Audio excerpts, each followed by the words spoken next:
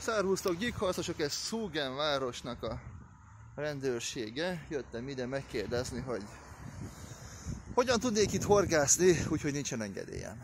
Mert van ott a menedékkérő tábor után, vagy egy kilométerre se 2 darab folyó.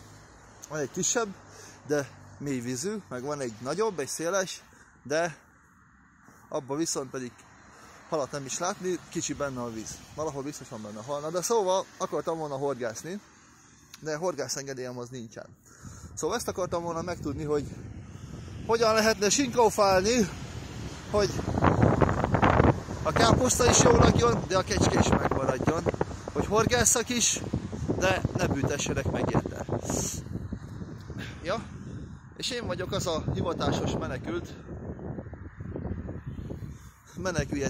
Meneküljetek nyaralni, már pofáztam egy néhány videómban. Én is ezt csinálom, hogy mi jó van itt Svájcban, hogyha menedéket kértek?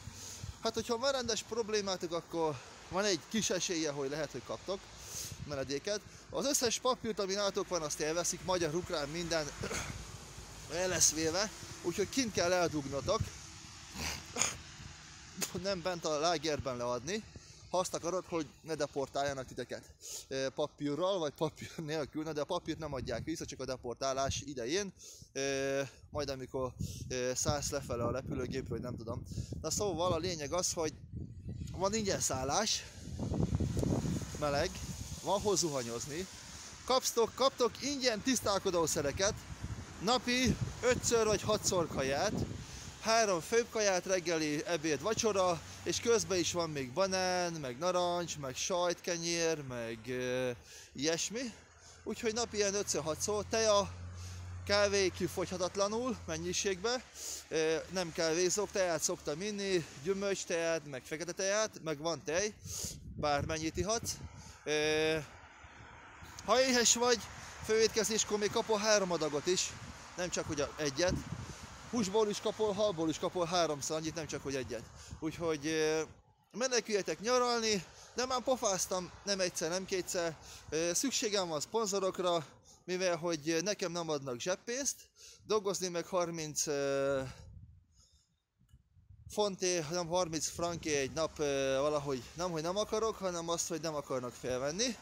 Azért mert magyar állampolgár, meg rabok fasza, szóval nincs pénzem. Kértem már egy jó néhány videóba bakker pénzt, de hát volt, aki lőszert adott Kárpátalján, volt, aki fegyvert adott Kárpátalján, igen. Volt, akik vettek nekem stickerset, marsolt, köszönet érte Tankóci Andrásnak. Úgyhogy ki van még, mi volt még, hátizsákot vettek, ilyesmilyen volt.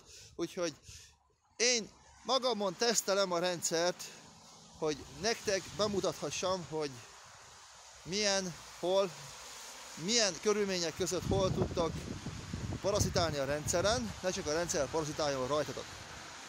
Úgyhogy kikérem magamnak, banyek, hogy kell az anyagi segítség, szökésre kell, meg buszjegyre, repülőjegyre kell.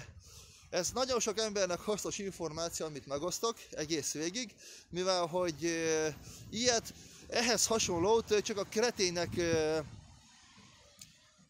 Facebook vagy YouTube oldalán, a csatornáján szoktam látni. Na de, ilyet, amit én csinálok, hogy hivatásos menekült, ilyen még nincs. Ja, hogy minek vagyok hivatásos menekült? Eddig még egyetlen ország se adott.